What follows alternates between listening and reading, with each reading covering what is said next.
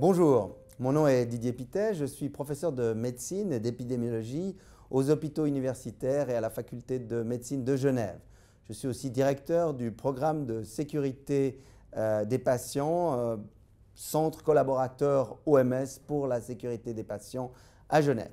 Aujourd'hui, j'ai le plaisir de vous présenter le résumé d'une étude que nous avons publiée dans le Mayo Clinic Proceedings.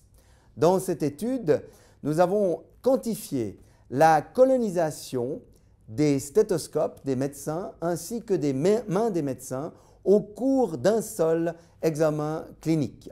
Je m'explique. Au fond, nous avons essayé de quantifier le degré de colonisation sur 4 parties des mains des soignants. Les 4 parties des mains qui étaient étudiées étaient l'éminence tennare et hypotennare, le dos de la main des médecins, les doigts des médecins, l'extrémité des doigts des médecins, ainsi que le tube du stéthoscope, cette partie que vous utilisez pour tenir votre stéthoscope, et la membrane du stéthoscope. Les prélèvements et cultures ont été réalisés sur des plaques de Rodack, des plaques qui quantifient le degré de colonisation de toutes les bactéries, des bactéries totales si vous voulez, ainsi que sur des plaques qui étaient des plaques de milieu sélectif pour la culture des staphylocoques dorés multirésistants ou MRSA.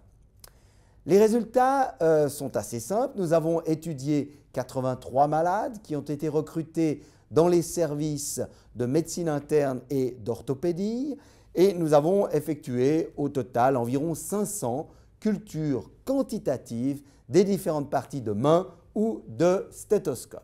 Au fond, puisqu'on dit toujours qu'une image vaut mieux que 1000 mots, je vais maintenant vous montrer 3 cas très illustratifs. Le cas numéro 1 que vous voyez de gauche à droite vous montre la contamination de l'extrémité des doigts, des éminences tennare et hypotennare, ainsi que des 2 parties du stéthoscope. Comme on le voit, ici la contamination est très faible, voire inexistante. Le cas numéro 2 vous montre une densité de colonisation bien plus importante au niveau des doigts, ainsi que des 2 éminences, tennare et hypotennare, ainsi que du diaphragme et du tube du stéthoscope. Et puis, le cas numéro 3 vous montre une densité de colonisation très élevée au niveau de la pointe des doigts des médecins, qui est corrélée avec une colonisation importante des 2 éminences, ainsi qu'une colonisation très significative et importante de la membrane et du tube du stéthoscope. La diapositive suivante vous montre la contamination des mains des médecins et des stéthoscopes à la suite d'un seul examen clinique standardisé. Vous lisez cette diapositive de gauche à droite, vous voyez qu'en orange, vous est montré la colonisation des 4 différentes parties des mains, en bleu, la colonisation des 2 différentes parties du stéthoscope. Et comme vous le voyez, le degré de colonisation du stéthoscope est du même niveau, en particulier au niveau de la membrane du stéthoscope, que le plus haut degré de contamination des mains des médecins, c'est-à-dire de l'extrémité des doigts des médecins, qui est beaucoup plus contaminé que les autres parties de la main. Ainsi, il semble bien qu'il y ait corrélation entre la densité de colonisation de l'extrémité des doigts des médecins avec celle de la membrane du stéthoscope de ces médecins.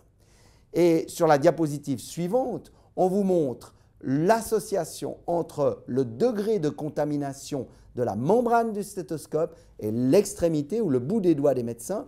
Et comme vous le constatez, plus la colonisation des doigts est importante, plus finalement la contamination de la membrane du stéthoscope est importante. Il y a donc une très nette corrélation entre les 2 paramètres.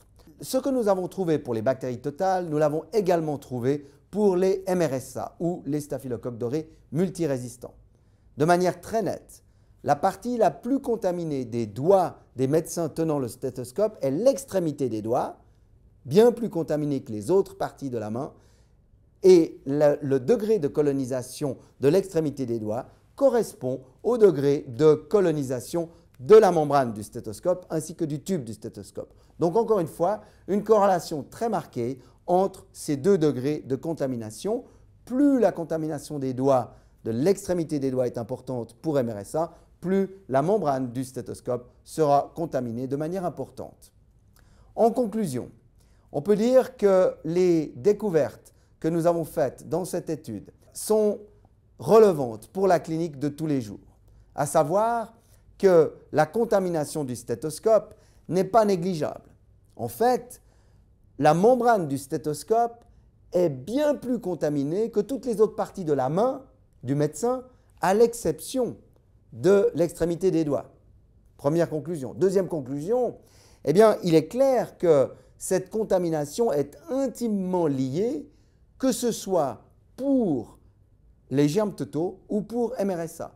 Plus la contamination des doigts est importante, plus la contamination de la membrane du stéthoscope sera importante.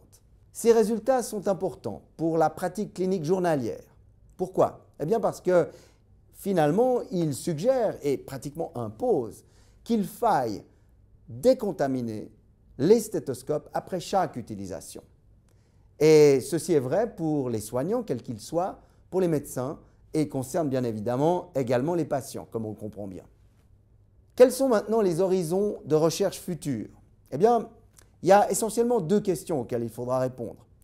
Comment finalement mesurer le risque de transmission croisée et d'infection nosocomiale à partir des stéthoscopes? Notre étude montre que la contamination est importante. Elle n'a encore pas démontré qu'il y avait de la transmission croisée ou des infections liées au stéthoscope.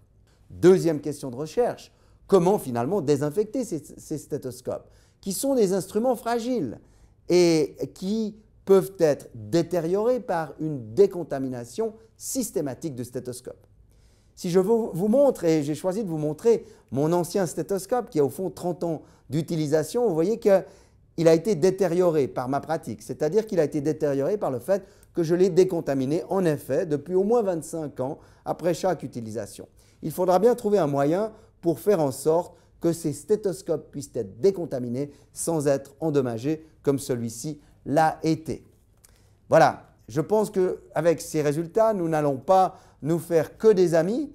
Probablement que certains de mes amis médecins vont m'en vouloir de leur suggérer de désinfecter leur stéthoscope après chaque utilisation et certainement que mes amis stéthoscopes vont m'en vouloir aussi. Je vous remercie pour votre attention, je vous encourage à lire cette publication et je me réjouis de vos réactions.